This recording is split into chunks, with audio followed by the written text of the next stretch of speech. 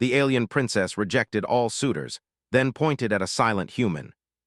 Ships of every size hovered above the city, moving like schools of metallic fish through the pale blue sky. Below, in the streets and plazas, beings from countless worlds walked, floated, or shimmered, each showcasing their culture, strength, or wealth. At the heart of Ilthuria stood the Palace of Light, a massive structure of silver and crystal, where the alien Princess Lyra would soon choose a suitor. This event occurred once every 5 cycles, and it was considered the most important gathering in the galaxy. Every species that had ever sent emissaries to the Ilthurian Empire was represented. There were warriors with skin like polished bronze, scholars with eyes that glowed when they spoke, and merchants who carried artifacts worth more than entire planets. Among the crowd moved a human, tall but ordinary in appearance, wearing a simple uniform. Captain Elias Kane had never imagined he would be in Ilthuria's capital for such a grand occasion. Humans were still a young species in interstellar terms. They had colonies, they had ships, but to the galaxy's elite, humans were considered primitive. He knew that most of the other attendees would look at him and think, "What is this weak creature doing here?" Elias was quiet. He didn't boast or demand attention. That was his way. Humans often relied on observation and reasoning over raw strength, and that approach had carried him this far. He had been sent as part of Earth's diplomatic mission, a gesture of goodwill to the Ilthurian Empire. But the selection of the princess, that was something no one had expected him to be part of. The palace bells rang, a sound that reverberated across the city. The crowd began to part as the princess's procession arrived. Lyra emerged from the palace gates, her figure luminous. Her skin shimmered in soft shades of violet and silver, and her hair flowed like liquid light. Every eye turned to her, every being silent in awe. Lyra walked with grace and authority. She was not just a princess. She was a symbol of her people's intellect, strength, and legacy. Today, she would decide the next step for the Empire. Who would stand beside her? Not all suitors sought love. Some sought power, influence, or the chance to be associated with one of the most advanced civilizations in the galaxy. The first suitor stepped forward, a towering being with 4 arms, each holding a different weapon. He flexed, displaying muscle that seemed impossible, and the crowd murmured. He spoke in a voice that resonated like thunder, promising feats of strength and conquest. Lyra raised an eyebrow, unimpressed. One by one, suitors came. A scholar from the floating city of Zyraxis displayed a device that could manipulate time in small increments. A merchant from Terran presented treasures that glowed and sang, promising wealth that could fill entire worlds. Each performed their demonstrations with confidence, expecting praise. Yet Lyra remained calm, her gaze sharp and assessing. Elias watched from the sidelines. He saw the arrogance, the pride, the desire to impress. He noticed how each suitor tried too hard, speaking over the others, trying to draw attention with flashy displays. And yet, none seemed to understand what the princess truly valued. When it was Elias' turn, or rather when he realized all eyes were on him, he did nothing. He stepped forward quietly with no fanfare. He did not boast. He did not perform feats of strength or display riches. He simply stood there, observing, listening, and waiting for a cue from Lyra. The court fell silent. The other suitors sneered, assuming this human was insignificant. Some laughed. How could someone so ordinary compete with warriors and scholars and princes? But Lyra's eyes lingered on Elias longer than on anyone else. It was not because of what he had or had not done. It was because of how he carried himself. Where others demanded attention, he remained calm. Where others tried to dazzle, he simply existed, unshaken by the grandeur around him. There was a confidence in stillness, a subtle intelligence that only those who truly observed could see. Lyra felt something stir, a curiosity, a spark that she had not felt with any other suitor. She began her assessments, turning to each suitor with sharp, articulate words. She rejected them one by one. The bronze warrior, despite his strength, lacked understanding and foresight. The time-manipulating scholar, though brilliant, acted selfishly and arrogant. The merchant, despite treasures beyond measure, offered only wealth, not wisdom. Each rejection was a mix of logic and subtle criticism, leaving the crowd murmuring in shock. Finally, Lyra turned to Elias. She did not smile, nor did she frown. She simply looked at him, quietly, patiently, and with an intensity that made even the most confident beings shift uncomfortably. She extended her hand and pointed at him. The crowd gasped. Whispers erupted like wildfire. A human, among the galaxy's elite. Many of the suitors stared in disbelief. Some looked insulted, some looked confused, but Elias did not move or speak. He felt a mixture of shock and honor. He had not expected this, yet somehow he knew this moment was significant. Lyra spoke softly, her words carrying across the silent hall. "You will come with me."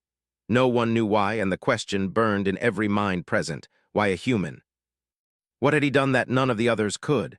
Elias followed as he was led through the palace, past halls of crystal and light, past murals depicting generations of Ilthurian rulers. Each step he took was careful, measured, yet he felt a sense of destiny he could not explain. He had always thought of humans as small, fragile beings, barely able to survive in the larger galaxy. But here, standing beside Lyra, he felt the weight of potential, of what humans could achieve if given the chance. In a private chamber, Lyra turned to him. "You are different," she said. "You do not seek to impress, you do not demand attention. You observe, you learn, you understand. That is rare." Elias swallowed. I do not know why you chose me," he admitted. Lyra's eyes softened. "Perhaps I do not know yet either. But there is something in you, something I do not see in the others. That is enough for now." As he looked around the chamber, he realized that the trials ahead would be unlike anything he had imagined. This was not a contest of strength, nor of wealth, nor even of knowledge alone. It was a test of character, ingenuity, and resilience, qualities that humans often possessed in abundance, though few believed it. Outside, the city continued to shimmer in the light of three suns, unaware of the quiet human who had just captured the attention of the galaxy's most intelligent and powerful princess. Within Elias, a spark ignited, a mixture of fear and determination. He did not know what lay ahead, but he understood one thing clearly. This was the moment humans could prove themselves, not through displays of power, but through courage, thought, and the quiet strength that had allowed their species to survive for millennia. The day closed with the palace gates reflecting the last rays of the suns. Outside, the suitors whispered, plotting their next moves, yet none could predict what was coming. Elias, meanwhile, sat quietly in the chamber, contemplating the strange twist of fate that had brought him here. He was silent, yes, but within him, thoughts raced, strategies, possibilities, and questions. Lyra observed him, and for the first time in her life, she felt that a being entirely different from her world might show her something she had never seen before. Something vital, something that could change the course of her empire. And so, the stage was set. The galaxy watched, unknowing, as a silent human stood at the edge of destiny, poised to prove that even the smallest, quietest species could have the greatest impact. The palace corridors were vast, lined with crystalline walls that pulsed softly with light. Each step Elias' cane took echoed through the hallways like a quiet announcement. Though he remained silent, every sound around him seemed amplified. He had never walked in a place so grand, so unlike anything on Earth. Yet, despite the magnificence, he felt no awe, only focus. Princess Lyra led him through the palace with deliberate grace. Her presence was both commanding and calm, as if every corner of the empire responded to her will. She spoke little, but every word carried meaning. Elias noticed the contrast between her measured confidence and the restless energy of the alien courtiers who tried to anticipate her next move.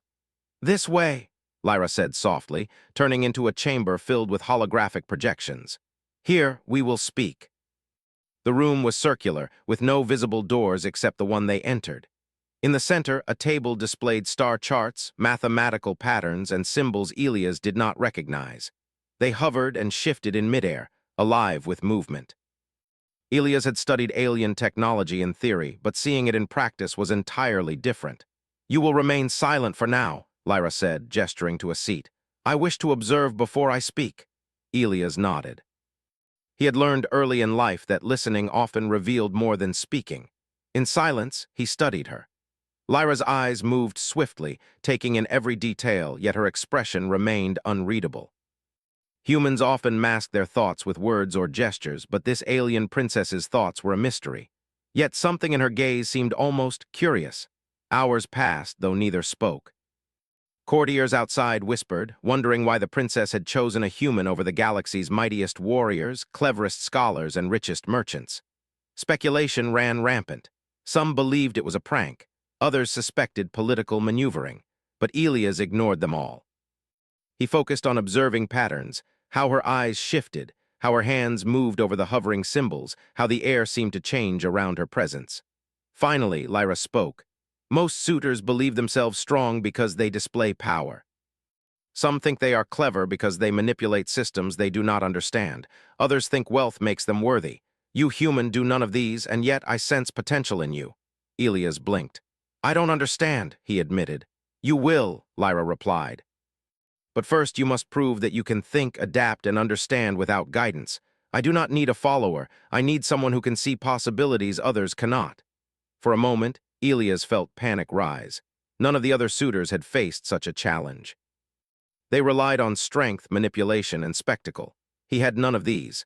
But he did have reasoning, observation, and adaptability, the tools humans used to survive against impossible odds. Lyra continued, there are trials ahead. They are not for entertainment. They will test intelligence, judgment, and courage. If you succeed, you will gain more than recognition. You will gain understanding, and perhaps respect. Respect. The word resonated. Elias had always known humans were underestimated in the galaxy. Now here, in this palace, he had the chance to demonstrate something that might forever alter perceptions. The first trial was presented immediately. A small holographic device appeared on the table, projecting a complex pattern of moving lines and shapes. Lyra explained the task. Identify the correct sequence that will stabilize this projection. It will collapse if you make errors. Elias studied it carefully. The other suitors, who had been observing from balconies, laughed and whispered, assuming he would fail. The device moved unpredictably, requiring rapid calculations and adjustments. But Elias' mind worked differently. Where others saw chaos, he saw patterns. He made adjustments based on observation, predicting the projection's movements. Slowly, the pattern stabilized. Lyra's eyes showed a faint flicker of approval. Next came a physical trial. Elias was taken to a chamber filled with shifting platforms, energy barriers, and floating obstacles. The test required navigating the space without triggering alarms. Many of the alien suitors had practiced such maneuvers for years. They moved confidently, relying on speed and reflex. Elias, in contrast, paused, observing the mechanics of the barriers. He noted the timing of their pulses, the patterns of movement, and the energy fields. Then, with deliberate steps, he moved through the chamber, avoiding detection entirely. Lyra watched quietly, noting every decision. You do not rush, she said finally. You observe, you adapt. That is the human way. Few can do what you have done without prior knowledge. Elias did not boast. He simply nodded. He knew that the trials were only beginning. In the following days, more challenges arrived. Some required diplomacy, others required creativity. In one, he negotiated with holographic simulations of alien factions, in conflict, resolving disputes that no alien suitor had solved peacefully. In another, he repaired a malfunctioning starship navigation system using limited knowledge and simple logic, something the advanced alien suitors failed to do because they overcomplicated the problem. With each success, whispers in the palace grew louder. Humans, once considered insignificant, now drew attention. The alien suitors began to see him as a threat, not because of brute strength, but because of unexpected intelligence and ingenuity. Lyra, however, remained calm. She did not show favoritism openly. Instead, she observed the reactions of others, the choices they made, and how Elias' quiet approach influenced them. She realized that humans were remarkable not in ways the galaxy expected. Their strength lay not in dominance, but in adaptability, empathy, and moral reasoning. One evening, as the sun set outside the palace, Lyra spoke privately to Elias.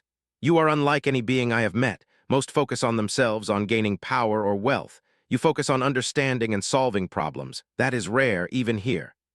Elias considered her words.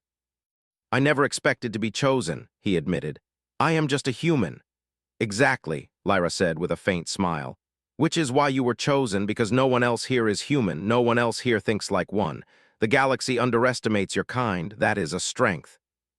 As the days passed, Elias continued to train, observe, and solve problems. He developed a rapport with Lyra, understanding her reasoning and learning her expectations. At the same time, he noticed growing tension among the other suitors. They whispered, plotted, and tried to undermine him, but Elias remained calm. His silence and composure unnerved them more than his successes did. One day, a council of alien advisors approached Lyra. "Princess, why do you continue with this human?" they asked. "It is unheard of for one so primitive to even be considered. Our suitors are stronger, smarter, and wealthier." Lyra's response was simple. "Strength, intellect, and wealth are not everything. Sometimes the qualities that matter most are invisible until tested. You will see why soon enough." Elias overheard this conversation, though he made no comment. He understood now that this was bigger than him, bigger than the trials. This was a lesson, not just for him, but for the galaxy. Humans had long been dismissed as weak, yet here, he had the chance to demonstrate what humans could achieve when given the opportunity. Then came the next challenge, one unlike any before. Lyra presented a scenario, an alien colony under threat from a natural disaster, with inhabitants requiring immediate evacuation. She asked Elias to design a plan using limited resources, ensuring minimal loss. The other suitors laughed. They would have used overwhelming force, extravagant technology, or even coercion. Elias, however, analyzed the problem systematically. He identified the safest routes, the most efficient methods of transport, and ways to coordinate with the locals. Using creativity and logic, he designed a plan that was both practical and humane. Lyra watched silently, impressed. "You see solutions where others see obstacles. That is why I pointed to you." Finally, after weeks of trials, Lyra summoned all the suitors to a grand hall. "It is time to conclude these initial assessments," she announced. "Many of you have displayed strength, intelligence, and wealth, yet few have demonstrated judgment, adaptability, or moral reasoning. One has exceeded expectations, not by power but by thought." She turned to Elias. "You have shown that even those underestimated by the galaxy can make choices that matter. You are not perfect, but you are human, and humanity has a future worth watching." The hall erupted in whispers, some in awe, some in disbelief. The alien suitors, once confident, now looked at him with something new: respect, caution, even envy. Elias did not smile, nor did he boast. He simply nodded, understanding that the trials ahead would be even greater. The galaxy was watching, and now he had a chance to prove that humans were capable of far more than anyone believed. Lyra concluded the session, stepping closer to Elias. "Prepare yourself. The trials will only grow more difficult. And the choices you make will affect more than yourself, perhaps the entire galaxy." Elias felt a mixture of fear and resolve. He knew the path ahead would be challenging, but he also knew that humans had survived against impossible odds before. And here, in the Palace of Ilthuria, he would show that the quiet human could stand among the greatest of the stars. Outside, the suns dipped below the horizon, casting long shadows across the crystal city. The other suitors murmured in discontent, but Elias remained calm. He had begun a journey that would change not just his destiny, but the destiny of humanity itself. The days following Elias Kane's first successes were filled with anticipation and tension. The Palace of Ilthuria, already a marvel of crystalline towers and pulsating lights, seemed even more alive. Courtiers whispered in corridors, students of alien empires observed eagerly, and the defeated suitors seethed quietly in their corners. Everyone watched the human with a mixture of disbelief and curiosity. Princess Lyra remained calm, as always, but her eyes occasionally softened when she glanced at Elias. She recognized something extraordinary in him, not just intelligence, but the subtle strength of a species that had survived against impossible odds. Humanity was young in the galaxy, but Elias carried the legacy of his people in quiet gestures, careful thought, and unassuming determination. The next series of trials was designed to challenge not only intellect and observation, but morality, empathy, and creativity. Lyra called Elias to a chamber that seemed to float above the city itself. Transparent walls provided a view of Ilthuria stretching beneath them, towers shimmering in the light of three suns. Holographic panels displayed simulations, complex situations involving alien colonies, natural disasters, and conflicts between factions. "Your first test," Lyra said, "is to solve a problem where force cannot be used. You must find a solution that saves lives and maintains peace." The other suitors observed from balconies, impatient and dismissive. Most of them relied on brute strength, advanced weaponry, or cunning schemes. Elias, however, had no intention of competing in their ways. He studied the problem carefully, noting patterns and potential consequences. He asked questions, quietly probing details that others ignored. Hours passed. The other suitors attempted flashy interventions. A warrior summoned robotic drones, which caused panic in the simulation. A merchant tried to bribe the factions, only to have his offers rejected. A scholar overcomplicated the situation, attempting to apply a formula that did not fit the variables. Each failure reinforced the court's whispers. This human might be lucky, but he would not survive the next trials. Elias, in contrast, identified a route that minimized risk, prioritized the safety of the most vulnerable, and mediated the factions with clear reasoning. His solution required no weapons, no advanced technology, only careful observation, patience, and empathy. When the simulation ended successfully, Lyra's eyes reflected approval. "You see the invisible," she said. "Others see only what is loud, you see what matters." The next trial was physical, though not in the traditional sense. Elias was led to a chamber where gravity fluctuated, platforms shifted unpredictably, and energy barriers blocked straightforward paths. Previous suitors had relied on agility, strength, or enhancements. Elias paused at the entrance, analyzing the patterns of movement, noting the timings of the barriers, and calculating potential paths. Step by step, he advanced. When a platform tipped, he adjusted balance with subtle shifts of weight. When an energy barrier pulsed, he paused, predicting its next cycle. Each obstacle was met not with brute force, but with careful calculation. By the time he reached the end, even Lyra allowed herself a faint smile. "You have patience," she noted. "You understand patterns, and you anticipate consequences. That is rare, even among your species." The court grew restless. Aliens who had once scoffed at the human now exchanged uneasy glances. His silence and composure unsettled them more than his successes did. They began to question their assumptions about humans.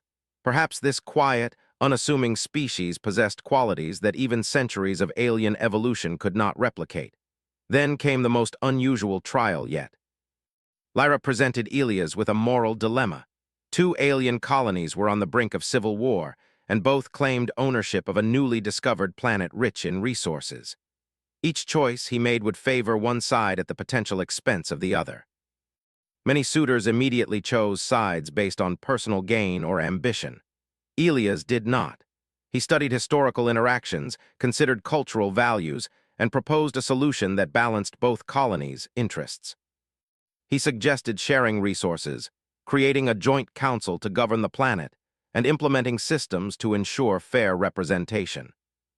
It was a solution that required diplomacy, foresight, and trust, a human approach unthinkable to most alien suitors who were used to domination, conquest, or manipulation. Lyra observed silently, impressed. "You understand that strength is not always physical," she said. "That influence is not always gained by intimidation, and that leadership is not always about commanding obedience. Sometimes it is about listening, adapting, and guiding." The human suitor had now done what the others could not. He had demonstrated practical intelligence, moral clarity, and adaptability. These were qualities that alien civilizations rarely valued in combination, especially when evaluating potential companions for a princess. Yet Lyra recognized that these traits were essential for someone who might one day be an equal partner in guiding a civilization, or even the galaxy. Elias' successes created a subtle but profound shift in the palace. Aliens who had once dismissed humans began to consider their underestimated strengths. Observers from other planets who had never taken humans seriously now began to speculate. What else could this species achieve? If one human could accomplish so much, perhaps humanity had been overlooked for far too long. Despite his accomplishments, Elias remained humble. He did not seek praise. He did not flaunt his successes. Instead, he continued to observe, listen, and analyze. That quiet demeanor became a symbol of his species. Humans might appear ordinary, but their ingenuity, empathy, and resilience were extraordinary. As the trials grew more complex, Lyra introduced challenges that combined multiple disciplines: diplomacy, technology, and strategy. Elias had to navigate alien politics, repair complex machinery, and make decisions under time pressure. Each trial tested a different facet of his character. He discovered that humans, though physically weaker than many alien species, excelled in creativity, improvisation, and foresight. One evening, after a particularly difficult trial, Elias sat quietly in a chamber overlooking the city. Lyra joined him. "You have performed beyond expectations," she said. Not because you are strong or rich or clever in the ways others value, but because you are human. Your species has a way of seeing possibilities that others cannot. That is why I chose you." Elias felt the weight of her words. For centuries, humans had been dismissed as weak, primitive, and unremarkable. Here in the heart of the galaxy, he had the chance to show that humanity had potential beyond imagination. "You make it sound as if humans are special," Elias said quietly. "You are," Lyra replied. "Not for the reasons others believe, but for the reasons that truly matter. Adaptability, empathy, ingenuity, courage. All of these are human traits, and they are rare even among the galaxy's oldest civilizations." Days turned into weeks. Elias continued to face challenges that tested every aspect of his character. He mediated disputes between alien factions, solved technological puzzles, and navigated ethical dilemmas. Each time, he relied on observation, reasoning, and quiet courage. The other suitors grew more restless, some even bitter. They had relied on the conventional measures of strength, intelligence, and wealth, and they had failed where Elias had succeeded. Lyra watched carefully. She recognized that the trials were not merely about proving individual merit. They were about changing perceptions. If a human could succeed, then the galaxy would have to reconsider what it knew, or thought it knew, about humanity. One day, a suitor approached Elias, speaking in a tone of disbelief. "How are you still standing?" he demanded. "You have no enhancements, no wealth, no weapons. How can you compete?" Elias smiled faintly. "I rely on what I know, what I observe, and what I can do with my mind and judgment," he said. "It seems to work better than you expected." The alien suitor looked away, embarrassed. No words could counteract the quiet truth of Elias' statement. Humans were underestimated, yes, but underestimation had become their greatest advantage. The final trial of Part 3 was unlike any before. Lyra presented a simulation of an impending disaster on a distant colony, a natural catastrophe that would threaten thousands of lives. The challenge required quick thinking, coordination with local authorities, and a solution that minimized casualties while maximizing efficiency. Many suitors panicked. Their solutions relied on overwhelming force or technological dominance, both impractical under the simulation's constraints. Elias approached the problem methodically, analyzing available resources, predicting obstacles, and devising contingency plans. He coordinated simulations of transport routes, emergency shelters, and evacuation schedules. Each step was deliberate, precise, and humane. When the trial concluded successfully, Lyra's gaze lingered on him longer than ever. She did not smile, but her eyes conveyed respect, approval, and something more. A recognition that this human might be capable of achieving what even the most advanced alien minds could not imagine. As Part 3 drew to a close, the palace was filled with tension. The alien suitors had been tested in ways they had never experienced. Some were humiliated, others contemplative. The humans, or rather Elias, had quietly demonstrated that intelligence, empathy, and ingenuity could surpass brute strength and arrogance. Lyra turned to Elias. "You are ready for what comes next," she said. "The challenges will grow and the stakes will rise. But remember this, your strength lies not in power, but in thought, in judgment, and in the quiet courage of your species. That is why I chose you." Elias nodded, understanding that the path ahead would not be easy. The galaxy, the palace, and even Lyra herself were filled with forces that could test him in ways he had not yet imagined. But he also knew that humans had survived against impossible odds before. And now, in the heart of Ilthuria, he had the chance to prove that even a silent human could leave an extraordinary mark on the galaxy. The suns set outside the palace, casting long, golden reflections across the crystal towers. The city shimmered with light, anticipation, and the quiet promise of change. For the first time, humans were no longer just observers in the galaxy, they were participants. And Elias Kane, the silent human, was at the center of it all. The city of Ilthuria glowed under the pale light of its three suns, the towers reflecting colors so vivid they almost seemed unreal. From above, the palace looked like a jewel floating in a sea of crystal streets. Inside, the atmosphere was tense. The other suitors whispered among themselves, increasingly frustrated by the continued presence of the human who had bested every test so far. Yet no one dared speak openly against the princess, whose sharp eyes could pierce deception and arrogance alike. Elias Kane moved through the corridors alongside Lyra. He had become accustomed to the palace, yet he remained vigilant. Though the trials had tested him, he sensed that something larger was unfolding. His instincts, honed from years of observing humans survive impossible odds, warned him that the challenges were only beginning. Lyra led him to a private chamber overlooking the city. The walls were transparent, giving them a full view of the bustling metropolis below. "Elias," she began, "there are forces at work that you have not yet seen. I trust you will remain alert." Elias nodded. "I will. What is happening?" Lyra's gaze remained fixed on the horizon. "A rival empire has sent covert operatives. Their goal is to kidnap me and force a politically advantageous union. The palace is a target, and soon the city itself may be at risk." Elias' mind raced. He had faced trials of intellect, diplomacy, and morality, but this was different. This was real danger, immediate and unpredictable. "What do you need me to do?" he asked quietly. "You will observe, think, and act," Lyra said. "The palace defenses are strong, but they are not infallible. We must anticipate every move, every weakness, every threat. Your perspective, human ingenuity, may be the key." The first signs of the threat appeared the next evening. Alien shadows moved through the city, slipping between patrols and surveillance systems. Their technology was advanced, but Elias noticed patterns, slight delays, predictable routes, and repeated tactics. While the Ilthurian guards reacted to visible threats, he focused on anticipating moves no one else had considered. He approached Lyra quietly. "We need to reinforce the palace perimeter in ways they won't expect," he said. "Create distractions, reroute patrols, and prepare contingency paths." Lyra raised an eyebrow. "And how do you propose to do this?" Elias pointed to a holographic map. "The attackers rely on assumptions. They expect predictable defenses. If we create calculated unpredictability, they will be forced to react rather than act. Their advantage will disappear." Lyra studied his plan, impressed by the simplicity and logic. "Very well, we will proceed." Over the next few hours, Elias coordinated with the palace engineers and guards. He directed energy barriers to shift unpredictably, set sensor arrays in unconventional patterns, and devised escape routes for civilians in case of emergency. His human approach, practical, adaptive, and logical, contrasted sharply with the rigid strategies of the alien suitors who relied on brute force and overconfidence. The first attack came just after midnight. Cloaked ships descended from the sky, sleek and deadly.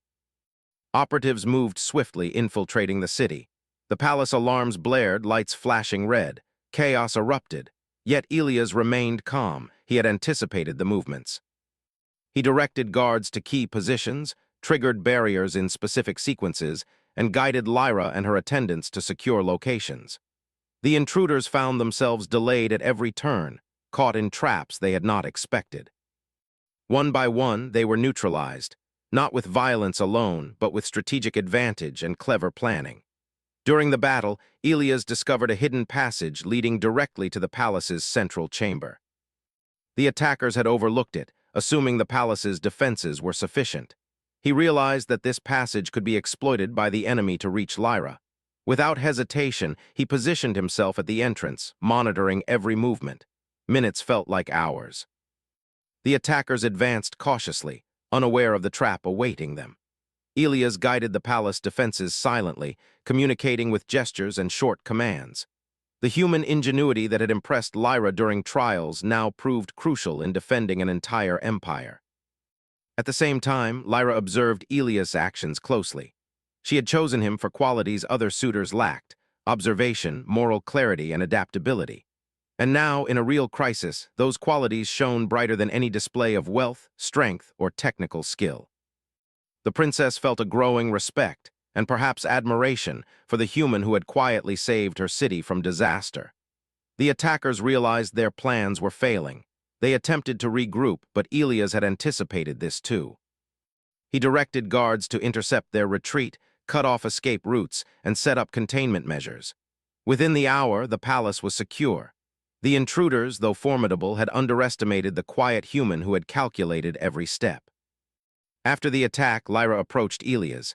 Her expression was unreadable at first, but there was a faint glow of approval in her eyes. "You have done what no suitor could," she said.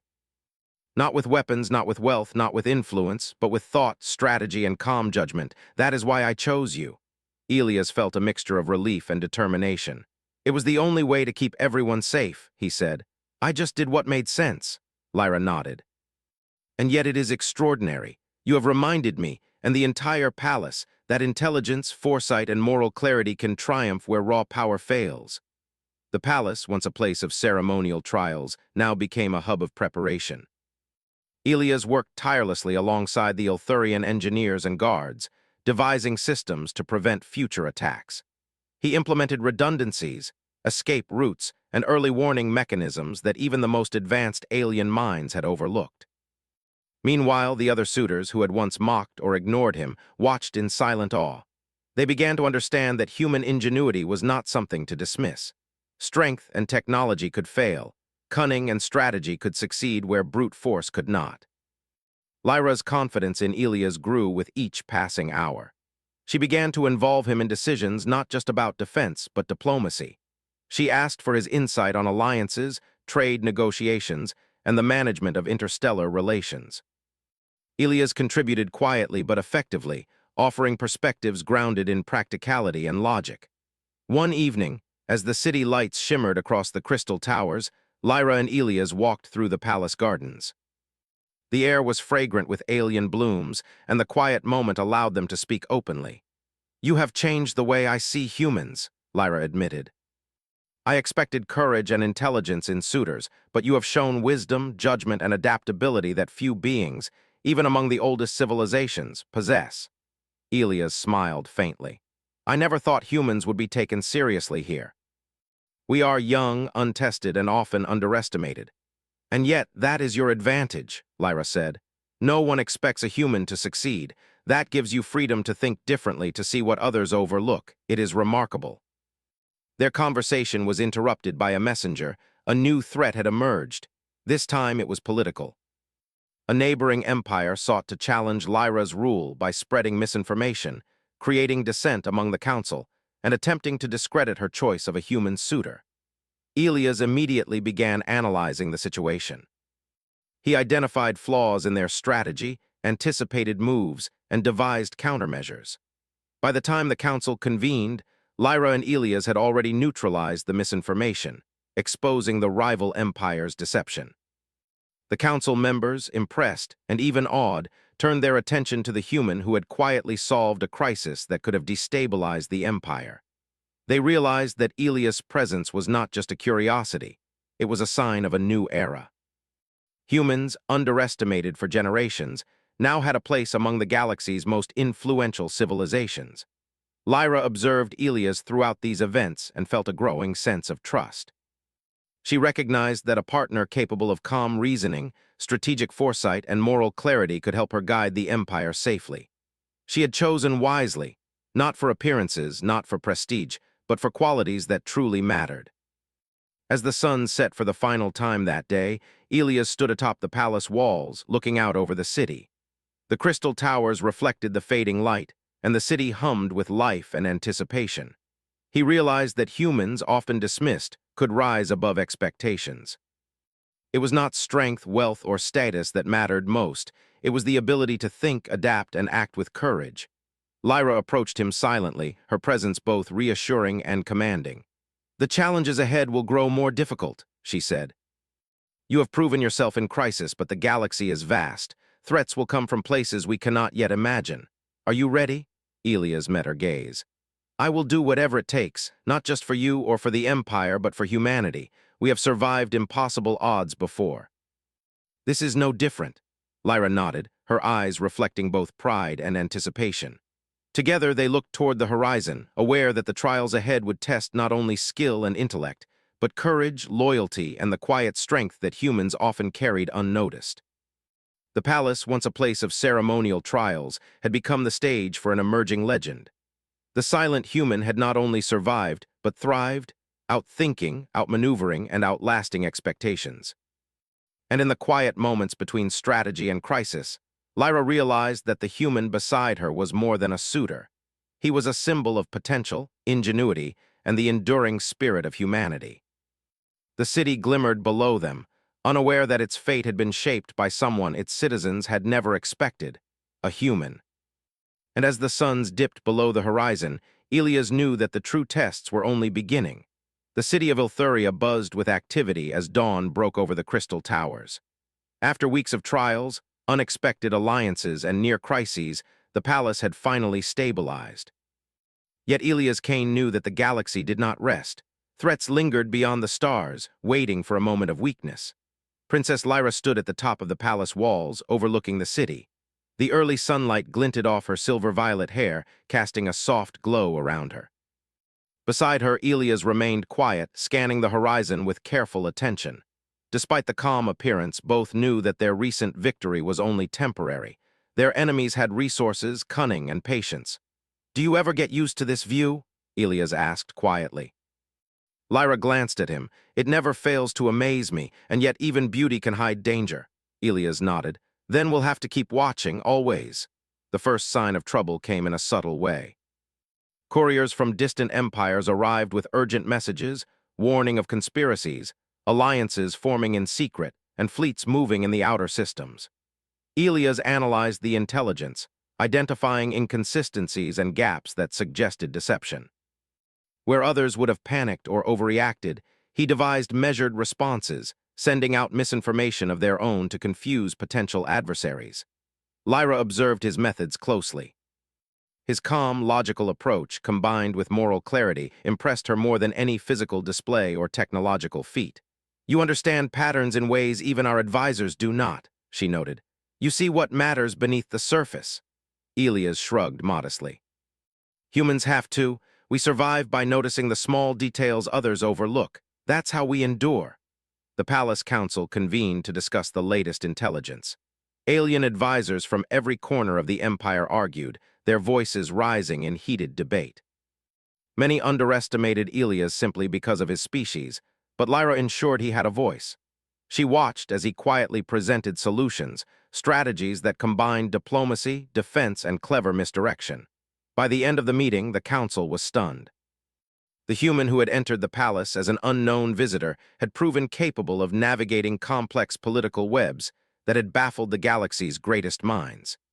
Aliens who had once mocked him now looked at him with respect and even awe. The next challenge was a direct threat. A fleet of ships from the rival empire appeared on the edge of Ilthuria's space. Their intention was clear: invade, destabilize, and perhaps capture the princess once more. Traditional military strategies had failed during previous skirmishes, but Elias, observing the fleet's patterns, noticed a weakness. Their formations were rigid, predictable, and reliant on overconfidence. He proposed an unorthodox plan. Instead of meeting force with force, they would use deception, positioning, and timing to neutralize the threat. The Ilthurian fleet would appear weaker, baiting the enemy into overextending themselves. Hidden defenses and surprise maneuvers would then trap the invaders, minimizing risk to civilians. The council hesitated. It was risky, unconventional, and relied on human ingenuity rather than brute power. Lyra, however, trusted Elias completely. "Do it," she commanded. Elias coordinated the defense, using holographic projections to simulate enemy movements, directing ships into calculated positions, and ensuring redundancy in every system. When the enemy fleet arrived, they acted exactly as he had predicted. Overconfidence led them into traps, and within hours, the threat was neutralized with minimal casualties. Lyra watched the operation from the palace walls, her eyes fixed on Elias. "You have done what no one else could," she said softly. "Not through strength, but through insight, strategy, and calm reasoning. That is why I chose you."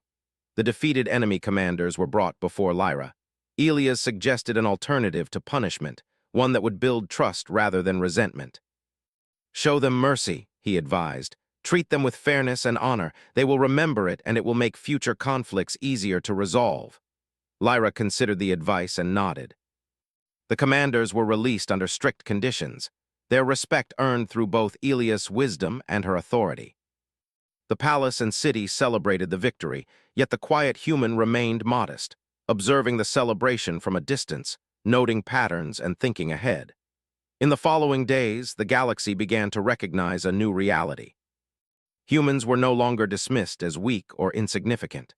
Reports of Elias' successes spread quickly. A human had not only survived alien trials, but had also saved a palace, defended a city, and guided an empire through political and military crises. Suddenly, humans were a species to be reckoned with. Lyra approached Elias during a quiet moment in the palace gardens. "You have done more than prove yourself," she said. "You have shown the galaxy the potential of your species. I had chosen you for qualities that others cannot see, but now the galaxy will see them too." Elias smiled faintly. "I only did what I could. Humans have always survived against impossible odds. I just applied what I've learned." "And that is remarkable," Lyra said. "Your quiet strength, ingenuity, and moral clarity have changed how we see humanity. You have earned respect not through displays of force, but through thought and action. That is something even the most advanced civilizations struggle to achieve." Their conversation was interrupted by the Alien Council, who had come to formally acknowledge Elias' achievements. "Princess Lyra," their leader began, "your choice of the human suitor has proven wise beyond measure. He has defended your city, guided your decisions, and demonstrated qualities that surpass even our most accomplished members. Humanity is no longer to be underestimated." Elias remained composed, though he felt the weight of their words. Recognition from the galaxy's elite was rare, and he understood that this moment marked a turning point, not just for him, but for all of humanity. Lyra addressed the council. "Elias Kane represents the best of humanity: adaptability, empathy, and intelligence. Let this serve as a reminder that even those who are underestimated can achieve extraordinary things." The council bowed in acknowledgement. Whispers of admiration and surprise filled the chamber. Humans, once seen as minor players in interstellar affairs, were now recognized for their unique strengths. In the days that followed, Elias continued to work alongside Lyra, guiding her in both defense and diplomacy. Together, they strengthened alliances, reformed strategies, and prepared for future threats. The princess and the human suitor became a partnership built on trust, respect, and shared vision, a symbol of what could be achieved when different civilizations worked together. One evening, Elias and Lyra stood on the palace balcony, gazing at the stars. Ships moved across the horizon, some carrying allies, others still unknown. The galaxy was vast, full of opportunity and danger alike. "Do you ever think about what comes next?" Elias asked. Lyra smiled softly. "Every day. But I have learned that strength is not always measured in force or wealth. It is measured in courage, wisdom, and the ability to adapt. You have shown me that, Elias, and now together we can face whatever comes." He nodded, feeling a quiet sense of fulfillment. Humans had long been underestimated, but here, in the heart of the galaxy, he had shown that intelligence, adaptability, and moral clarity could triumph over assumptions, arrogance, and raw power. The palace lights shimmered around them, reflecting the possibilities ahead. For the first time, humans were seen as equals in a galaxy that had dismissed them for too long. And Elias Kane, the silent human who had once stood unnoticed among the mightiest beings in existence, had become a symbol of humanity's potential. Lyra took his hand, a gesture of partnership and trust. "The galaxy is vast, Elias. There will be more challenges, more dangers, and more opportunities. But I believe that with you by my side, humanity and Ilthuria can rise to greatness together." Elias looked out at the horizon, the three suns dipping toward the edge of the sky. He felt a surge of determination. "Then we will face it," he said, "together." And so, the story of a quiet human who had captured the attention of an alien princess came to a temporary close. The galaxy had witnessed the ingenuity, resilience, and courage of humanity. Allies looked to humans with new respect, enemies reconsidered their strategies, and the future seemed wide open, full of possibilities. The Palace of Ilthuria, once a stage for tests and ceremonies, had become a beacon of human potential. And as Elias and Lyra stood together, gazing at the stars, it was clear that this was only the beginning. The quiet human had proven that even the underestimated could shape the destiny of worlds, and that humanity had a place among the stars. The sun set, casting golden reflections across the crystal towers. The city shimmered in celebration and anticipation, and the galaxy beyond awaited the next chapter. Elias Kane had not just survived trials. He had changed perceptions, earned respect, and begun a legacy that would echo across the stars. And in the quiet of the palace gardens under alien stars, the princess and the human suitor stood together, ready to face the universe, with courage, intelligence, and the unyielding spirit of humanity.